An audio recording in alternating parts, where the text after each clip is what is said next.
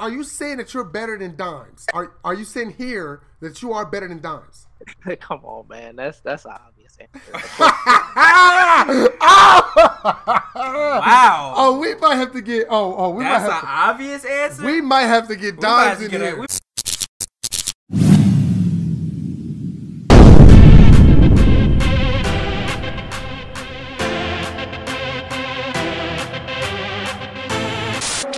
So let's go ahead and talk about it.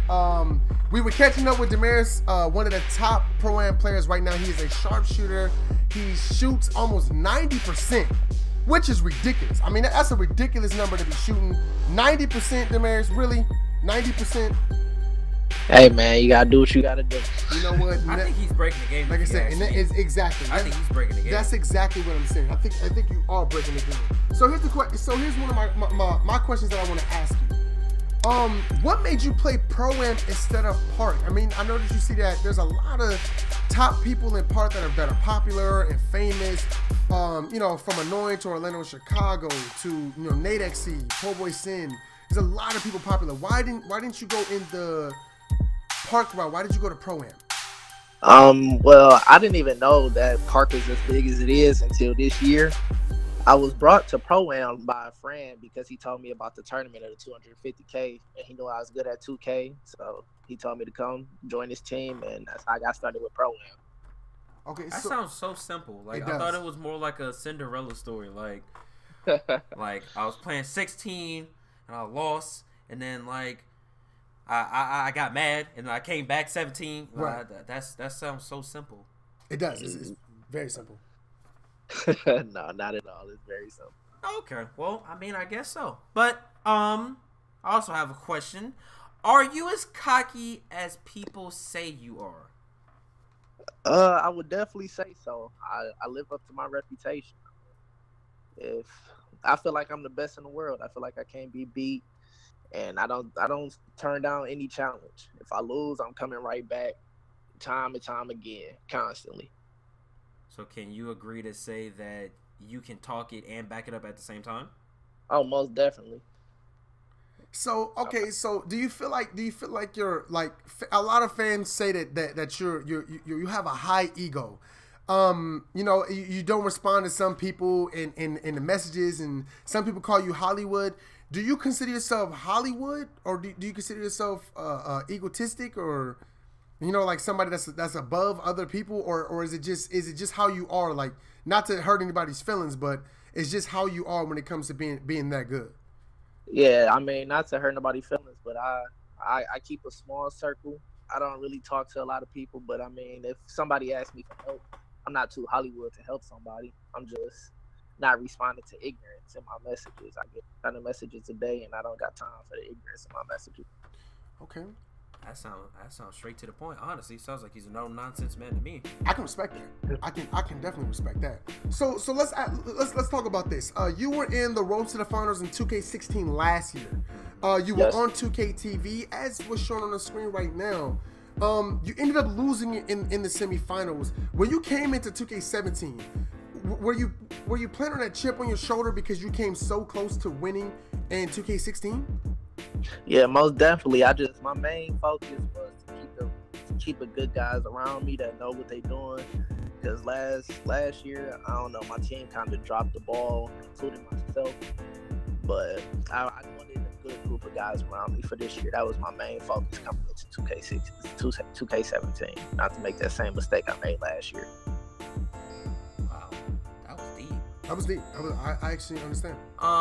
Considering the fact that also you made it on 2K TV, how was that experience for you? Seeing yourself on the game that you play, how did you feel about that experience? I was really excited to do it. I didn't know it was gonna be as big as it was. Like, I mean, when I go meet with friends, they'd be like, "I see you on 2K," and it was just a crazy experience for me. I wish I could be like him when I grew up. Me too. I'm not gonna lie. I wish I could be on 2K. Me too. I wish I could have been on 2K TV. I'm not gonna lie. Okay, so let's just get straight to the point. Are you the best sharpshooter in Pro-Am, period? This is a juicy question. I'm the best 2K player in Pro-Am and 1v1s. I'm the best 2K player ever. Wait, can you say it again For the people that might miss what you just said, I ain't hear you. Can you say it again? I didn't hear you.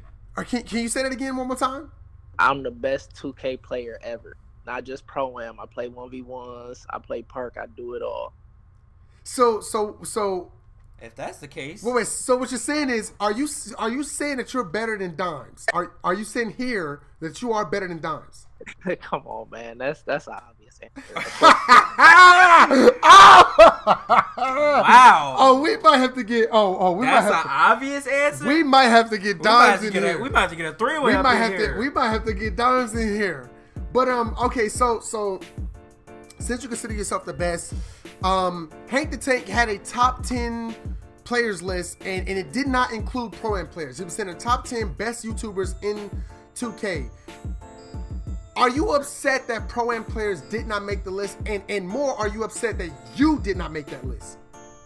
I mean, I'm not really upset because he don't know much about Pro-Am. I figured I should make any list that come out regardless. So when I seen it, I felt a certain way about that. But I didn't know most of the people on the list. So I figured he was just putting his friends and his buddies on there like most people do when they come to lists. Most lists that come out around that time was biased. Everybody had their friends that didn't even know how to play 2K or earn none of them stripes to be on the list at all. Okay. He does make a valid point. So what you're saying is that Pro-Am, are you saying that Pro-Am players, can we say that Pro-Am players are better than Park players? To be biased, yes. I mean, it takes way more IQ and just Park. I mean, you can just run around the court. You got so much space. You don't got nobody making you pass the ball or throwing themselves at you. It's just, it doesn't take skill to play Park. Wow, so it doesn't. Oh, wow! Oh. I think you know what? I think you stirring up a lot of fire right now within people. I think it takes no skill to play Park. Now, okay, so okay, let's say this. So when it comes to playing Park and playing Pro-Am, what is the main difference? What is the skill difference between Park and Pro-Am? Park, the only skill that it takes in Park is you'd have to have one-on-one defense. You have to be able to fight through a screen 100 times and play your man at the same time. But in Pro-Am, you got help. You should have people that know what they're doing on the basketball court. I mean, it's 5 people on your side and 5 people on their side. You should know who's open. You should know your cuts. It's just a lot of things. People should be swinging, moving on defense, offense.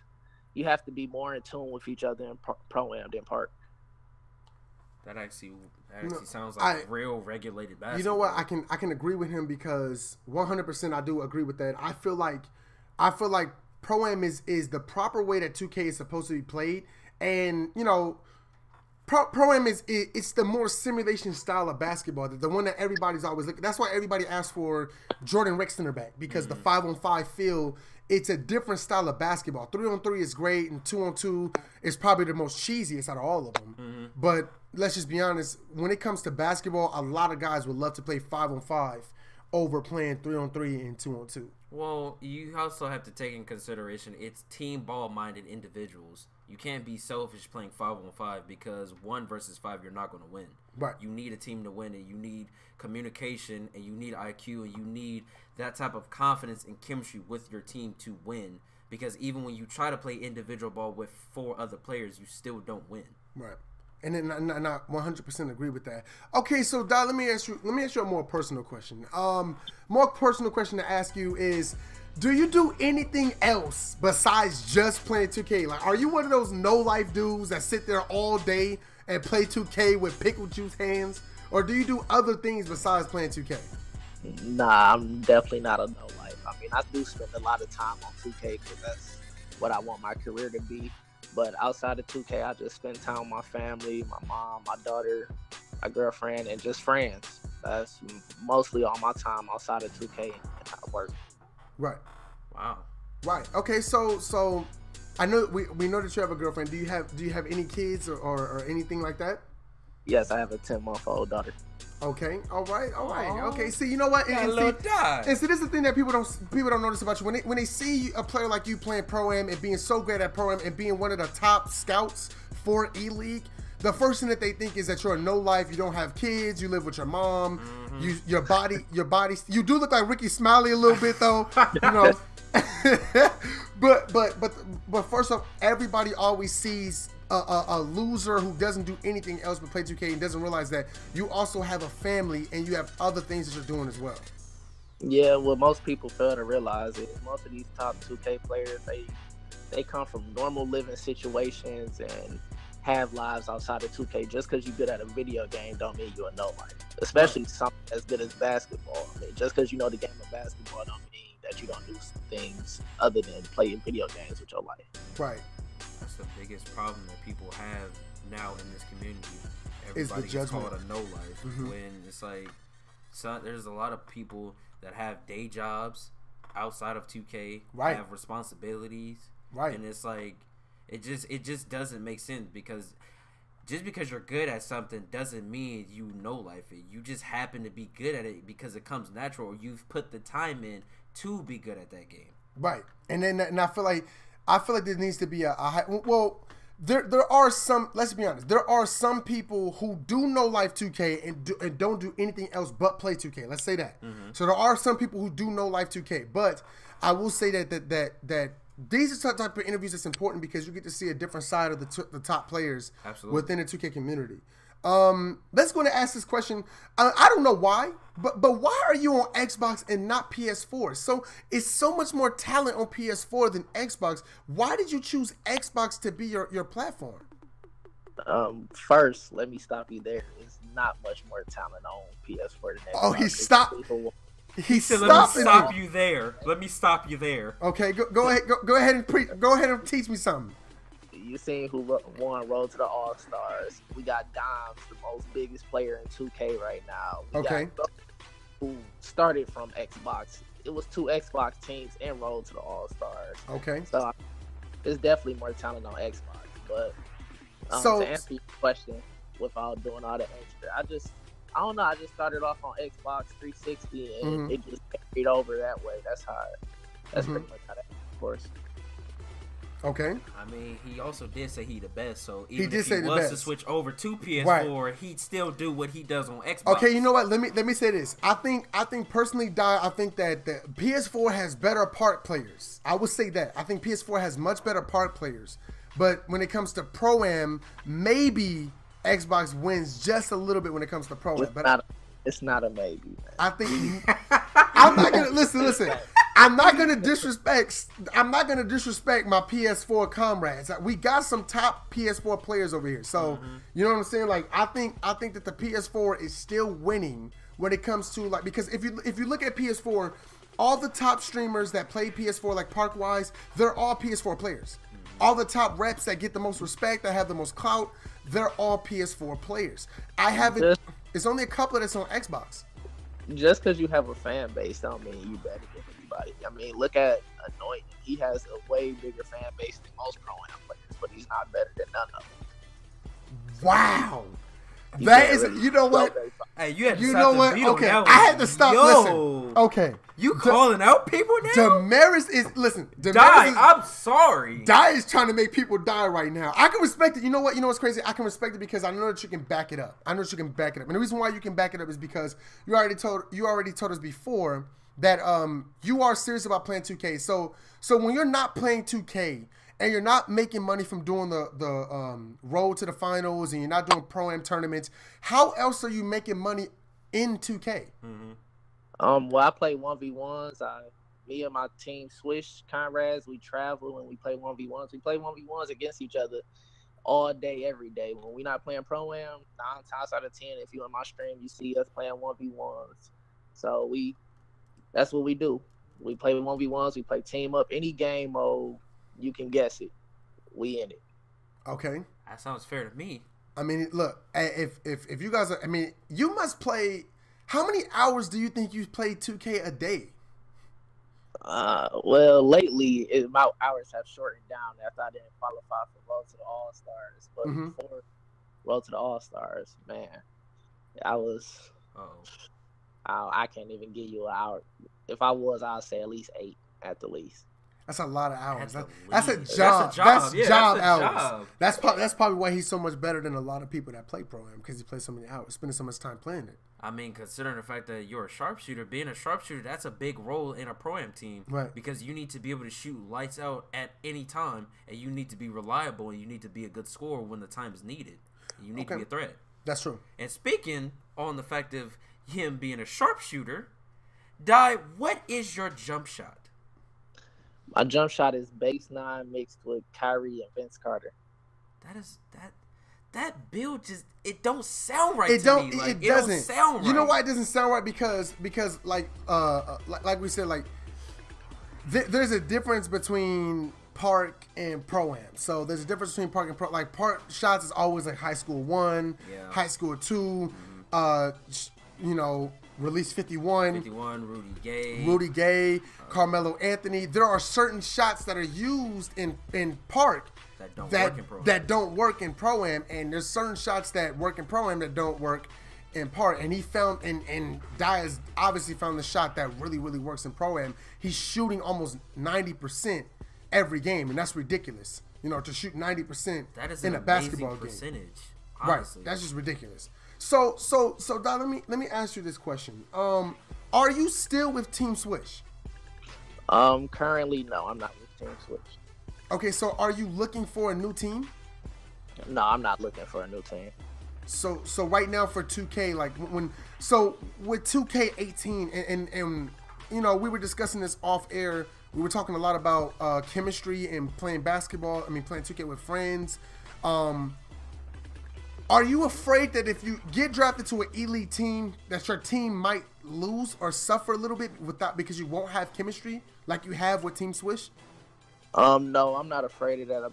Hoosier kind of gave me an example of how that would be. I learned from myself that I'm really a great leader. Like, even besides the fact, sometimes I may get angry and take my anger out on people, but I know how to be a great leader. I won Hoosier 5 tournament on Xbox side, and I met them guys beforehand, and we clicked well.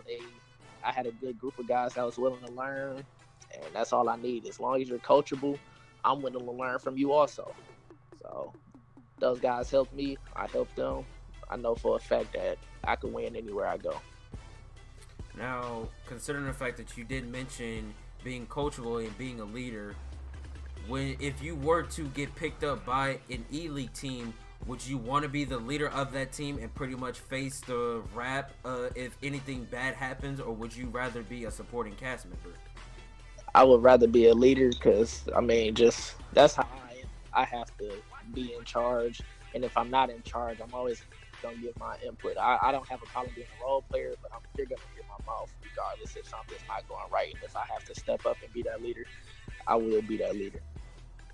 Okay, sounds fair to me. I mean, that man's ready. He's ready to lead a team. I mean, you have a lot of leader qualities, man. You've been in this situation before. Like I said, you already said that you're coming in with a chip on your shoulder. And 2K17 is obviously at its end. 2K17 is ending, and 2K18 is coming. How do you feel about 2K18? Like, what are you concerned about 2K18 in any type of way? Are you concerned about like moving from 2K17 to 2K18 after all the news that you found out? Are you concerned any type of way that it'll affect your game in a positive or negative way?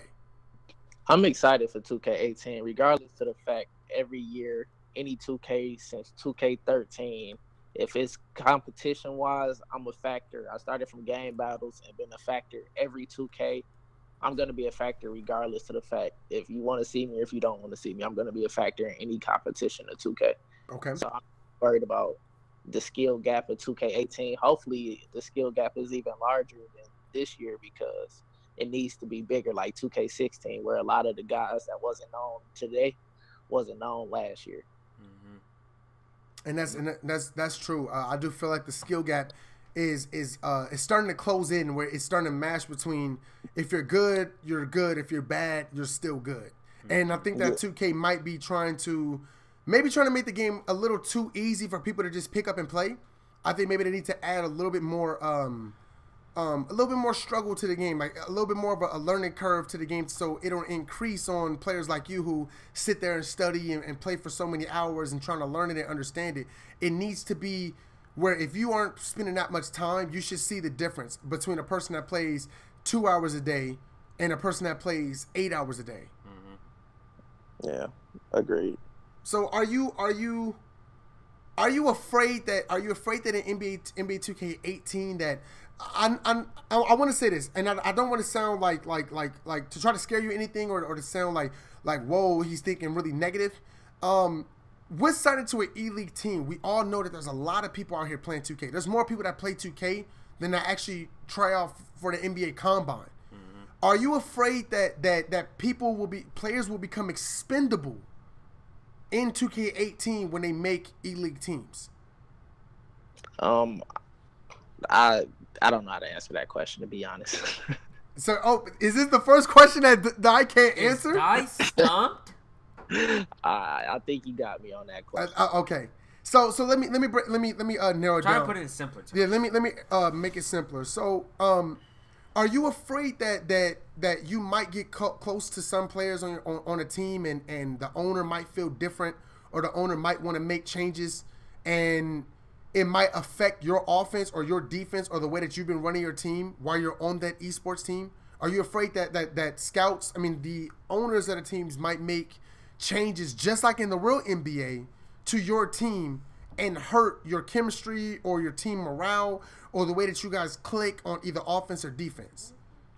No, because I believe the owners, they're not going to know that much about the game wise. They may know about real basketball, but it's still a video game, so they're still going to take out input from like a leader or a role player, just everybody around in the organization. So I believe I will still have a good chance of pushing my words through and getting the offense that I want and the defense that I want, if the whole team agrees on it, because that's all that matters, is that the whole team and the whole organization is ready to run that certain set. Okay. I can agree more with that. What does that bother you? Does that bother you just a little bit, knowing that the owners won't know a lot about 2K, and they're only, I guess, going off of what people are saying, right? And they're going off of realistic basketball and what people are saying. Are you afraid that it might affect how teams are built and how teams are made because they don't really understand NBA 2K as the players do? Yeah, that may be a problem, but we'll definitely have to see it. Hopefully I don't get drafted to a team that has 5 point guards and everybody bring the ball up the court. Well, what I mean by, and I'm sorry to cut you off, Dad. What I mean by that is it's when with the NBA, it always ends out being about popularity. It's always a popularity contest. Like right now, Kyrie Irving is the biggest person that everybody's looking at to get traded. So. Yeah. Are you not worried that people will pick, like owners will pick popularity over skill? I believe that will be the case, but I'm not really worried as far as that because I'm pretty popular within the Pro-Am community. Mm-hmm. Not necessarily the park, but as far as Pro-Am, I would like to think everybody at least knows my name in Pro-Am. So as far as popularity, I believe I got that locked easily. And as the skill side, so I'm the full package. Well, not just for not for you. Of course you're going to end up getting picked up. We all know that you're one of the best sharpshooters in Pro-Am period.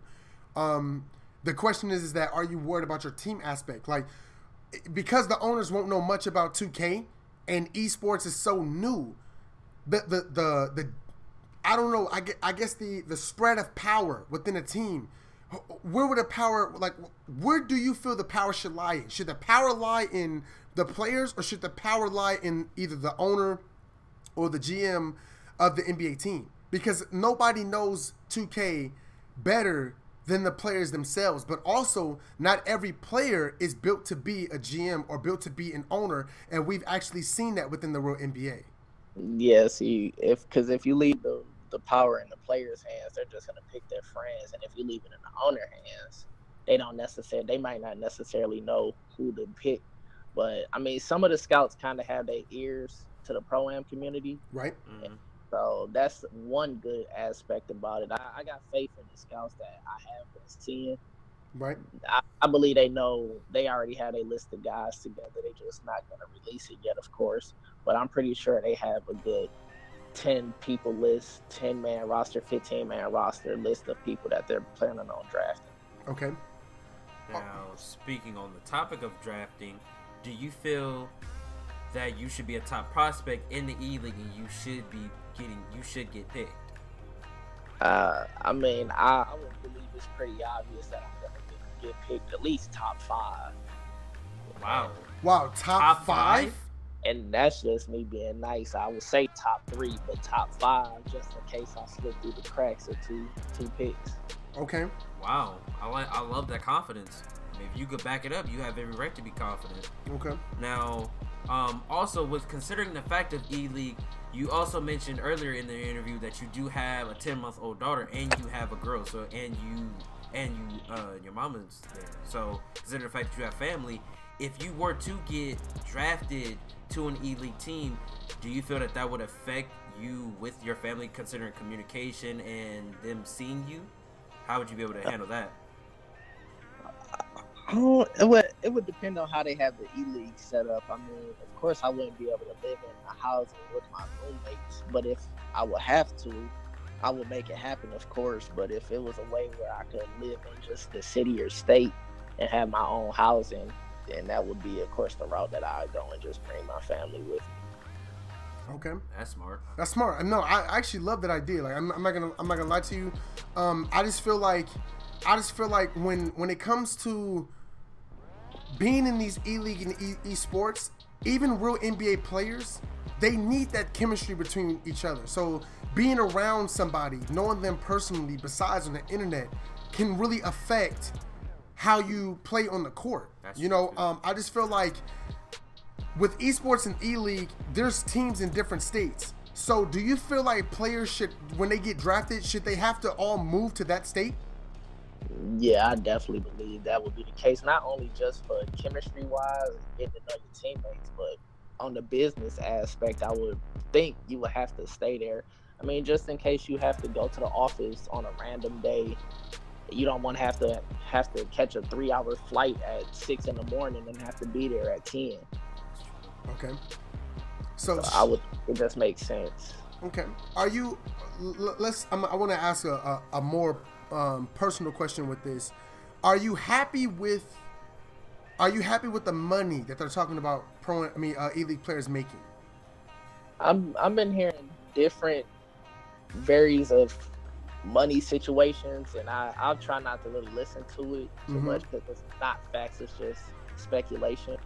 But from the sounds of it, it doesn't sound like the worst thing in the world if you just playing a video game. Right. And then I'm sure to have his perks on top of you making that money. I mean, Dons, he hasn't even made it to the E League yet, and he taking pictures with Scottie Pippen and things to that nature. So I'm sure it has perks. So okay, how much money do you feel you guys should make? Because I mean, you guys are, let's not downplay NBA 2K like it's just a video game. NBA 2K has turned itself into a true powerhouse. And you're talking about playing all the time with teammates and players and traveling, playing other players in other states. I mean, they're treating you guys like NBA players because playing Pro-Am, it's a lot. This is not something basic. You're taking on the name of actual NBA teams. So you're representing them and you're representing their brand. And then there's so many people that support the road to the finals and Pro-Am. I mean, $250,000 is no joke. That's a lot of money, and that's life-changing money. So do you feel that like how much money do you feel Pro-Am players should make within esports? I feel it should be based off what you're worth, but just coming from what my output, my input, it would be at least $250,000 a person or better. I mean, the NBA is behind this. They have their hand in it. They want you to fly around and sign contracts, and of course, it comes where you can't say certain things and release certain information. And you're gonna be around all these millionaires. You gotta at least pay somebody somewhat decent to where they can live comfortably if you want them to do all these things for your company and support your brand. You can't just give them the cheapest amount that you think somebody would take and then expect somebody to give you 100%. So do you think players should have different contracts?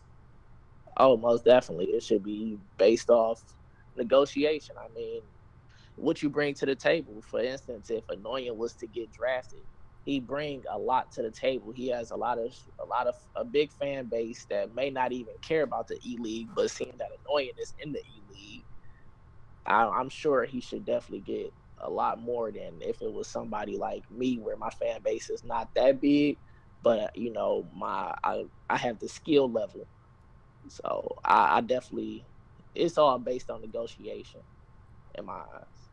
But I think it should the least you should make is $250,000.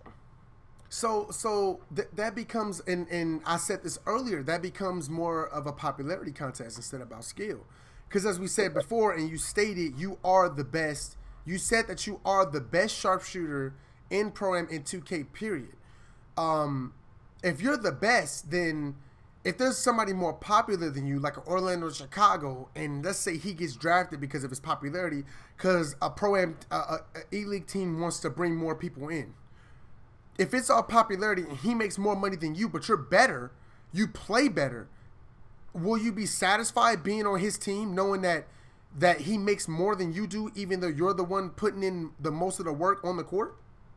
I mean, you would have to look at the business aspect of it. Of course, I would be upset, but look at Lonzo Ball. I mean, his dad got 1 million people showing up to summer league games. Right. Of course, he make more money than someone else. I mean, yeah, he's projected to be one of the best in the NBA, but besides that, he brings a lot of money to the table also. So of course they would have to accommodate him for that. Okay. I'm only asking these questions because I feel like you getting ready to go into E-League, and like we said before, you're a top prospect. You're one of the best sharpshooters, period. You know what I'm saying? Everybody knows who you are. Everybody respects your name within Pro-Am and the 2K community. I just feel like you should know your worth. And if you know what your worth is, when you get to that negotiation table, I feel like you need to have like the best negotiations possible. Like you should have the best possible negotiations. And with you being a top player, how much money do you feel you should make? And I have to ask. You know I'm going to ask. Now you can throw out a ridiculous number, but I mean obviously the Pro-Am scouts they're gonna bring you down to earth, or they might give you exactly what you want. But I mean, you being the best player, I mean, when you're on a team, you're making teams better. So let's just be honest. So you're literally making teams better. So with you being on a team, you're bringing your own clout, you're bringing your own skill level, you're bringing shooting 90% from the field. How much money should Demarius make, aka Die? How much should you make on an esports team? I need $2.5 million out the door. This man did ask for more money than bench players in the NBA. I'm not mad at you. Said $2.5 million. Hey, if you feel that's what you worth, like then hey, you are entitled to that. Because if you could back it up, then who are we to judge you? But I'm not upset at you because I personally can see the E-League taking I mean huge strides. Like when the NBA season is going, E-League is going at the same time.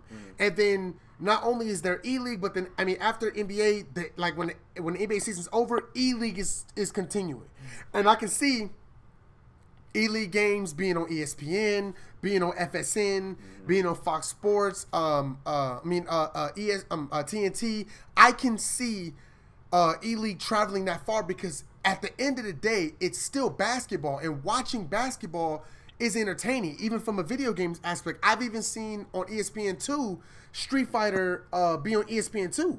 Really? The Street Fighter, yes, Street Fighter has moved to ESPN2 now, and even ESPN3. So if that game, even Injustice, has made its way to ESPN and the WB channel. So if those games can make it, I feel like NBA 2K can definitely make it to ESPN. Can you see yourself really making, a living being on ESPN? Do you think that everybody that gets drafted, the first batch of people, if they're on national television and they're being shown, do you think that they'll be able to handle that type of popularity in the beginning? Like, do you think that everybody can handle this type of popularity being on TV and being a top pro-am player and being on actual NBA teams? Well, the fact of the matter is most of these guys definitely won't be able to handle it because some of them not even popular in their own city. So they're just getting that type of popularity might make their head spin around. But, I mean, you never know how some people may react. Of course, there's going to be a couple bad apples, but I believe most people, we're all mature. We're all adults. They're drafting 18 and over, I believe. So that you should be able to handle yourself in the adult manner. Right. Okay. Now, considering the fact that you did mention that there are going to be bad apples, there are going to be some people that are supposed to be mature because of their age, but they might not be. You being the leader of your team, how would you be able to deal with that type of adversity without causing too much conflict and any problems with the team or you or the GM or anything like that? I mean, I try to keep it straight up front with my teammates. So I would bring the problem straight to their doorsteps. If I have a problem with one of my teammates, like let's say they partying too much or just slacking off, whatever the case may be, I'm gonna bring it straight to him first. Maybe I might even give him 2 more tries at it. But if he keep being neglectful and nonchalant about it, I'll take it to higher authorities or whatever the case is, because this is the business and this will be how I feed my family. So I'm gonna take this 100% serious. I would assume the same. I would assume that you should do the exact same thing. If you get dropped to an elite team, that means that it's serious. Now, this is not just a video game. So if you're losing, that also hurts you as a team, and it makes you look bad. And if it's one person that's costing you guys games, that's a problem. I feel like with elite, one person can cause anybody's spot to be lost. Seriously. I feel like if you have a playmaker, if you have a point guard that's supposed to be a playmaker, getting everybody open and passing the ball, if he's not getting the ball to one specific person or 2 people and he's playing favorites, I think that can cause for a really good player to get kicked off an elite team or traded. Absolutely. Or even released because he's playing favorites or favoritism. So I don't know. I just feel like there's so much without any information about E-League right now. I feel like there's so much left in the air. Like it leaves you wondering, like, wow, like who can get traded? Like, will there be trades? Will there be players being released? Mm-hmm. Will there be players being waived? Will there be 10-day contracts? You know, like how will trading blocks work? Yeah. I wonder because they're trying to run esports like the NBA. Yeah, like the real league. If you get traded, does that mean you pack up and go to that state? Or, well, even then, if we were to ask that type of question, being a player on an E-League team, would you want to be the point guard and pretty much the star of attention, or would you be a shooting guard considering the fact that you're a sharpshooter? Would you want to handle the ball 24/7 and be pretty much the main factor and a call and a problem for defenders, or would you like to be a catch and shooter? I would like to be the point guard to orchestrate the offense because I know what I'm capable of. I don't like the whole thing of putting my faith into other people's hands. It would really depend on who the person is, and I would have to already know that this person is capable of the job. But just giving the job to any old body, I couldn't see myself doing that. Me personally, I can't see myself doing that. Yeah, I don't see. I honestly don't see him doing that either. You just have to realize when you have those people that are just dominating, like they just dominate. Like you can't put them in a cage. If you got 2 seconds left on the clock, if you that player that's a leader, you want the ball because it would make you feel worse and feel more. What's the word? What's the word I'm looking for? More down about yourself. If you pass up the game winning shot, knowing that you could have been the reason why y'all won, but you put your faith in somebody else, that can leave a really bad taste in your mouth. Okay, you know what, Jay? I got one more question for Dai, and then we're gonna end the segment. And I actually have a question too. I got one more question. Dai, do you feel that within the E-League contract, should players only be limited to one player build? So should you be able to create multiple players, or should you only be able to make one and you got to stick with that player the whole entire season? Let's see, it's 2 sides to that. Well, my first answer would be no, for the simple fact certain teams I mean, it is a video game. You still have to look at that. So certain teams, you will run different lineups. Like even now, if I was to run into a certain team, I'd run a different lineup. Or if they was to run into us, they would run a different lineup than what they would usually run, just to adjust. I mean, it's called making adjustments. So that's part of basketball. Mm-hmm. But on the business aspect, also, I would say no. As far as having your character a certain size and certain weight, for you never know if it's posters or how big this thing may go. Right. So it's both sides. It's two sides. You know, it's the video game side and making adjustments, and then it's the business aspect to it. Well, I don't want to always say it's a video game because I want to treat it like it's a business. In the NBA, you don't see players changing body shapes and going from a 6'2" playmaker to a 7-foot post scorer. Mm-hmm. And I feel like if you have players that if you're forced to have one archetype, first of all, it forces you to become a master of that archetype. Mm-hmm. And it's gonna be real NBA players. Some people make an archetype and then they suck with that archetype. And just like in the real NBA, Smush Parker happened. Kwame Brown happened. DeJonga Diop happened. Eaton Thomas happened. These players happen. They get one body type, and if they make it to the league and they get to the league and they don't play as good as they should have, it's not our fault. You know what I'm saying? You can't change it. So I feel like you should be stuck with that. That's go ahead. But also, not to cut you off, 2K do drop patches every month or every 2 weeks. Right. So that sometimes they may, like, for this year, they patched the playmaker after Road to All-Star, so everybody had to go to sharpshooters. Mm-hmm. So, you know, that's where it comes kind of tricky. Everybody would have the same disadvantage, but let's say you have a team that had all sharpshooters.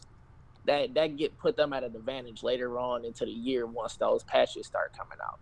Right. That does make sense. No, it does make sense, but also, like I said, I feel like if that's where it comes to being a master of your art. That's being a master of your archetype. Mm-hmm. I mean, I've seen so many all-star playmakers. I've seen a lot of all-star post scores. I've seen fantastic glass cleaners and fantastic athletic finishers. And what I mean by becoming a master of your archetype, if you're switching archetypes, what's the point in having 10 players on a roster? Because all you have to do is just have a dude that has two or three different archetypes. If you want to make this like the NBA, you get to make one archetype, one player. You register that person as your glass cleaner for the whole season. That is your glass cleaner for the whole entire season. Now, if they drop a patch, maybe he needs to change it the way that he plays. And then if that's the case, you need to pick up another elite player that is a post scorer or an athletic finisher, a different size.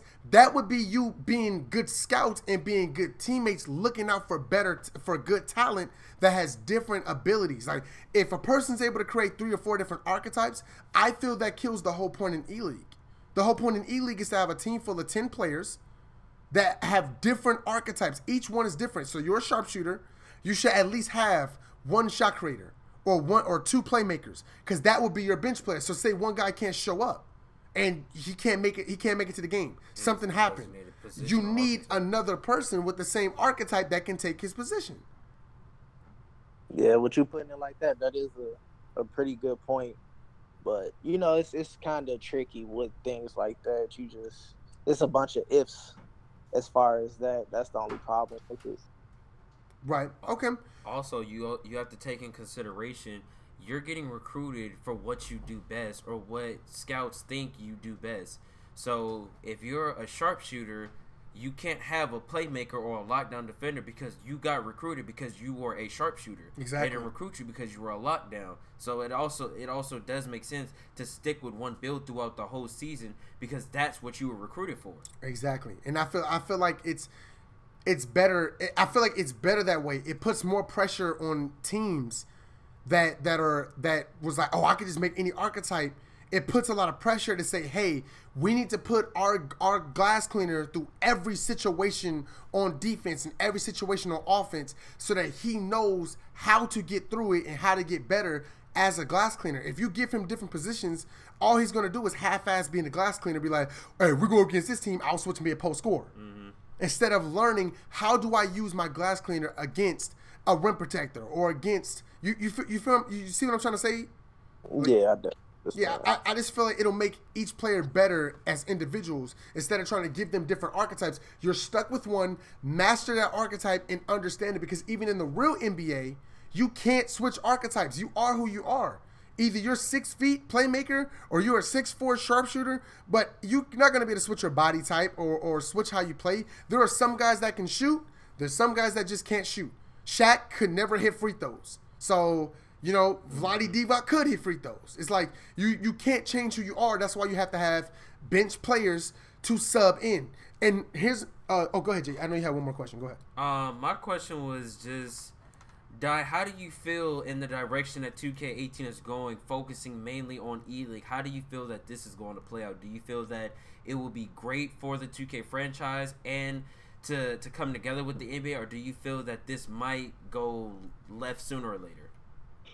No, I feel like this is a great opportunity to change a lot of people's lives. Like 2K, it's something much bigger than what most people know about 2K. Like, you know, if you tell a girl you play 2K for a living, she may look at you sideways, but to you it may be something way bigger. It's a way bigger picture than that. So right. I love the way that 2K has went with this direction. When I first heard about this, when I first heard about Road to the Finals last year, I've been waiting for a tournament this big because Madden had one. Every game had one except for 2K, and that's what everybody's been waiting on. Right. So this is definitely going to change a lot of people's lives, just like Road to the Finals did for the Drucker Bockers and Road to the All-Stars did for the Steel Trio members. Okay. True. And Throwdown too. Mm-hmm. It's a pretty good team as well. Okay, so this wait, what'd he say? Wait, Damaris, what'd you say? No, I just said all right. Oh, okay. I thought you threw another shot. I thought he threw. You didn't already threw a shot at Dimes. So you know, I'm not sure if you threw another shot. Think about Dimes. I know Dimes for years. We always been cool. We just always been rivals. That's Dimes. Me and him. We always cool. Same thing with Throwdown. We all come from the same Game Battles family. We already. It's no beef. It's just that competitiveness with us. But okay. I definitely always been better than Dimes. He knows that. And there you go, throwing another shot at you Dimes. You had to add that extra part. There you go, throwing another shot at Dimes. Can somebody clip that for us, please? Somebody clip that for us real quick. So we can get Dimes in an interview next week. We can try to get Dimes on here to interview to answer back for what Damaris is saying. I just had to add that in there. Okay, so look, before we end, I do want to say this. I almost forgot my question. I got a question, just in case. No, you're done. I got one. Go ahead, Jay, because you made me forget my question, which was. Actually, you made yourself forget because you asked me what my question was. Yeah, sorry, go ahead. But to wrap up my question there, Mr. Dimarius, for anybody that is thinking about pursuing the E-League, what advice would you give them? My advice would be just stick it out with your team, like your core five. Don't stop all the bouncing around. I mean, I know I just left Team Switch, but it's not no on-court issues. It was off-court agreements, and I still took members with me. It's just we're not Team Switch. But just everybody is just bouncing around, being so friendly. Like, it's taking the competitiveness out of the 2K community. I agree. That's very true. I agree. All these pickup games with 30 people in the party, everybody just around everybody. I just don't like the whole deal, but that's just me personally. I never really been too much of a friendly person. I like to keep my distance. I 100% agree with that. I've been saying that even about Park. Clans do not last long in Park because everybody just wants to switch crews and jump to different crews every 5 seconds. There's no such thing as like real loyalty in 2K is very, very low.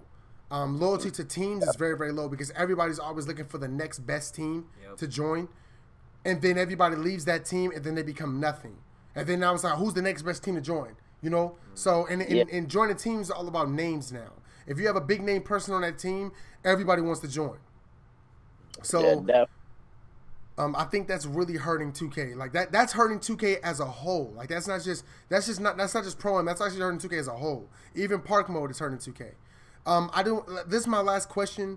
And hopefully, Hopefully, I don't throw you for a stump again. With Pro-Am, and because it's E-League, in the real NBA, there are substitutions. In Pro-Am this year, there are no substitutions. Do you feel that for Pro-Am E-League, when you have an E-League game, a season game, should there be substitutions? Should you be able to substitute, like the game starts off? We don't know how many minutes the games will be, so nobody knows the league rules, but I'm pretty sure it's going to be more than 5 minutes. So these games are going to be pretty long. Do you think there should be substitutions? Should about 10 people load into one game to cause substitutions? No, I don't think it should be substitutions. I really don't even think it should be 10 people on the roster. I always like 7-man rosters just in case 1 or 2 people can't show up. You don't need 10 people to run a team.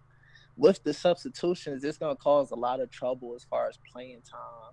And then there's going to be those players that's just going to be useless that probably don't play a game out of a whole season. So the E-League is wasting their money paying them or whatever contract they worked out. They might have just been role manager, whatever the case is. Right. Still useless. So I don't think it should be substitutions at all. But it's a very bad idea. Plus, you got to deal with egos. Everybody thinks they're good at 2K. Right. Everybody. But don't you think that if you I'm sorry about that. I didn't mean to cut you off. Keep going. No, I was just saying everybody's gonna want that spot. Like, if it's a backup point guard and like he's a dribble guy but don't know how to pass, he's gonna think he's the best point guard. Okay, well, I agree to a certain degree. I'm gonna say I agree 60% what you're saying. The other 40%, I'm saying this. Don't you feel that it's esports now? So in the NBA, people get tired. Players get tired. They need to get subbed out. Wouldn't it be less egos if you have people that can be subbed in when your player is tired? There's no reason why your player should be able to play 10 straight minutes in a quarter. There's no reason. Your player shouldn't be able to play 40 straight minutes, or if there's 12-minute quarters, he shouldn't be able to play 48 minutes of straight basketball. There's no possible way that anybody can play 48 minutes of straight basketball. But what community are you talking about? The 2K community. They don't care if a Gatorade cup next to their sign. Those players are not going to want to sub out.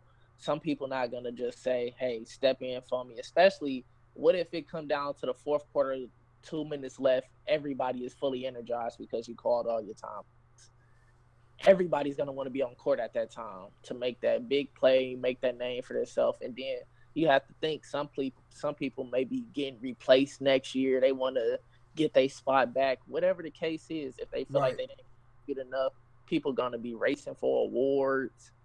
It's going to cause a lot of confusion and a lot of unnecessary drama that don't need to be needed. Don't need to be seen in a brand as big as the E-League is trying to be. So should there be so how about let me throw this at you and you tell me how you feel about this. What if instead of there being the point guard that's the coach, what happened if E-League actually has coaches? So every E-League team has an actual coach. So when you're playing, the coach is the one dictating who plays the most minutes instead of players dictating. Because yes, when you talk about egos, yes, everybody's going to want to be in.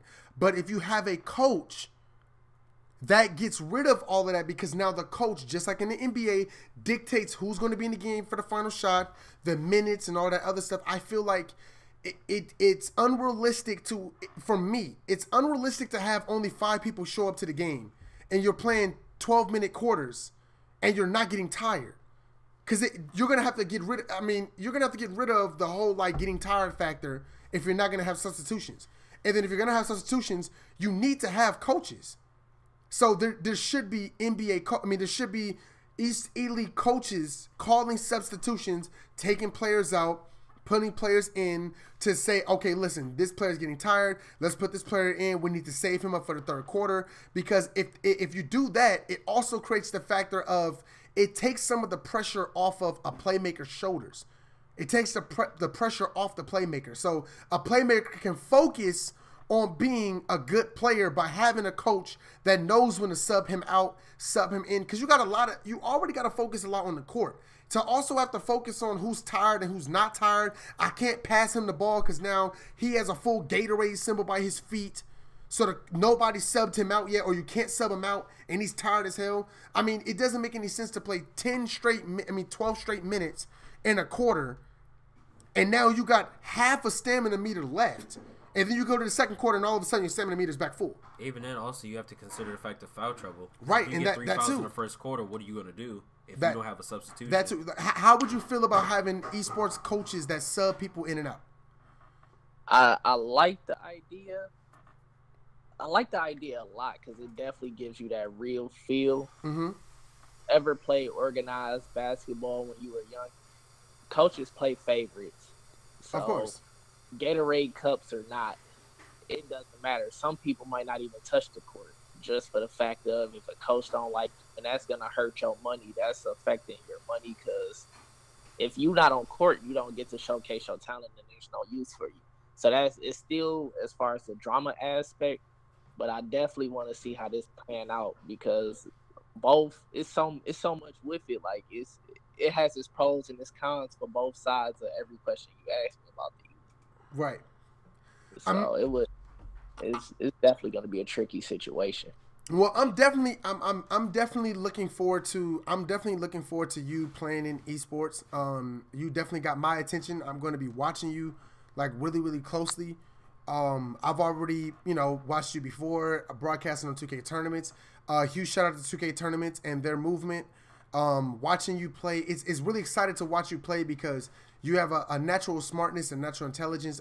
Just basketball, period, not just NBA 2K, but you're really good. Just basic basketball, man. You have your fundamentals down. I do want to see coaches. I would like to see coaches involved. I feel like you shouldn't have so much pressure on your shoulders with this, and I feel like you being having to be a team owner and a team leader, it adds a lot of pressure to you and that's the reason why you have off-court differences and problems because of being an owner and dictating who plays what game, who doesn't. If you have a coach, all the problems you take off with the coach. Mm-hmm. You see what I'm saying? Like you take all your issues up with the coach because if you want to get more minutes, then you just got to prove yourself that you're good to get more minutes. But you'll end up playing anyways because of players being tired in the first place. No player should play that many minutes straight out. So I definitely would like to see you on a team where you can just focus on just being a player, not having to be a leader too, so you can really make your brand bigger and better. Besides that, Jay, did you have anything else you want to say to Da? Honestly, no. Just thank you so much for being in the interview, man. I really appreciate it. Thanks for having me. Definitely. I've been thinking about this interview for weeks, and y'all put it together better than I expected it to be. Thanks for having me. Oh, most definitely, man. We just wanted to put on a great show. Huge shout out to Demarius. Demarius. I keep calling him Die. Huge shout out to Demarius. Thank you for showing up. Demarius, go ahead and plug in all of your social media and all your outlets. Go ahead. You can follow me at Twitch at Demaris Esports and Twitter Demaris Esports, and yeah, shout out to my guys, man.